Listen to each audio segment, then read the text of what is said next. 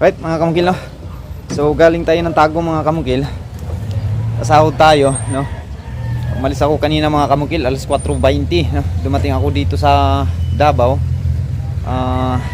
Malapit alas 5 mga kamukil, no? 4:53, no? Dumating ako dito sa Davao.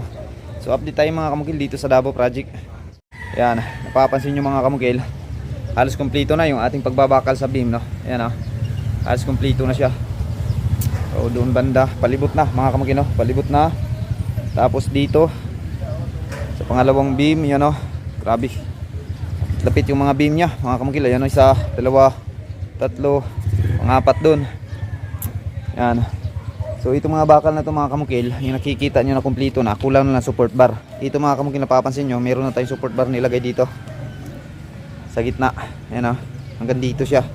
Ito yung hiningi sa plano mga kamukil, no? Ayan, o, tapad-tapad na, no? Kabila na naman, support bar na naman.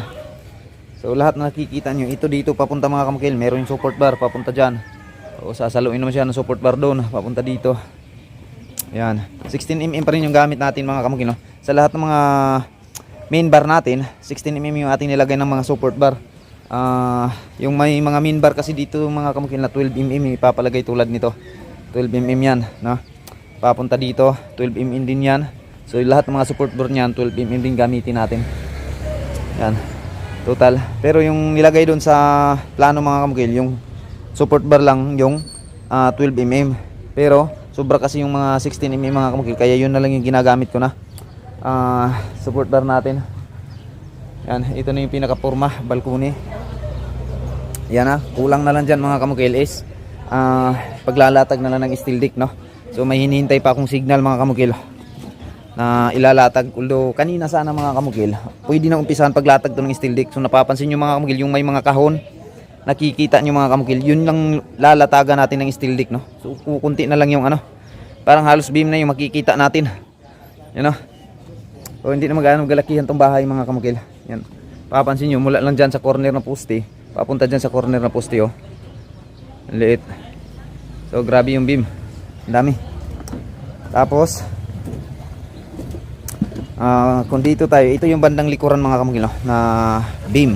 Yan, dito dadaan yung ating hagdanan. Mula dyan, pa letter L kita nyo. Yan, yan yung opening ng ating hagdanan. So yung kulang sa pag ano ng bakal, ito na lang pagbabakal sa beam, yung cross beam na yan.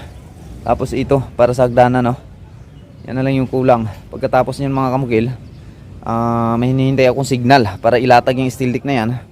So dapat kanina malatagan na sana ng steel deck to para sa Lunes. Pagbabakal na lang para sa flooring mga kamukil, no? Pagbabakal na lang para sa flooring, sa Lunes yung gagawin natin. Hindi pinaka-target ko mga kamukil, Merkulis hanggang Huwebes, no? Yung pagpo-flooring natin dito. So rinta tayo ng mixer, although may naano na akong mixer doon, may nabook na akong mixer, no? So ito yung balkoni, punta tayo dito mga kamukil, check natin to. So itong balkoni naka-design dito. Ayan, so diniskarte ko na lang to mga kamukil, no? Yan, formworks tayo. Solidong buhos to dito mga kamukil. Dito papatong yung ating steel deck dito.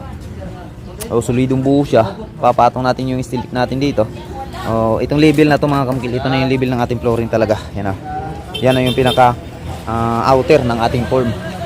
Yan, dyan itong mga nakaabang mga kamukil, ito na yung outer ng ating form. Ito, tatayo na lang to. Abi, tagang kayo mo helper baps, huwagin nyo mahipos ng welding rod, damage na. Dagang kayo mong helper, huwagin nyo mahipos. Ito na lang mga kamukil, nakatakip na lang itong ganyan. Yan na, forma nya. So i-weld na lang yan dyan, ilalak natin ang ano dyan. Okay mga kamukil, so yan lang mga kamukil, yan na yung kabuuan nya. So bali dito mga kamukil, ito yung pinaka gate, yung pader na yan, yan yung gate. Open to dito mga kamukil, walang bubong to. Yung may bubong dyan lang banda, tapos may kunting tindahan. Yan, itong beam na to makikita nyo, titibagin yan, iaano yan, papalitan ng tubular yan, design yan sa pader natin, no? Titibagin yung beam na yan, tapos pati yung beam na yon, yung maiiwan yung poste lang, dyan yung magiging gate nya. Tapos dyan mga kamukil, adapan natin ng o pormahan natin para yung beam papunta doon, no? Tapos yung poste na yan dugtungan natin. Tapos sa labas mga kamukil may ano yan, may canopy, no? Na 60 cm yung lapad. So ganin dun dito mga kamukil. Papansin nyo, ito dito walang bubong to. Ito. Open to dito, walang bubong. Makikita. Diyan mga kamukil sa likod, trellis style yan, no?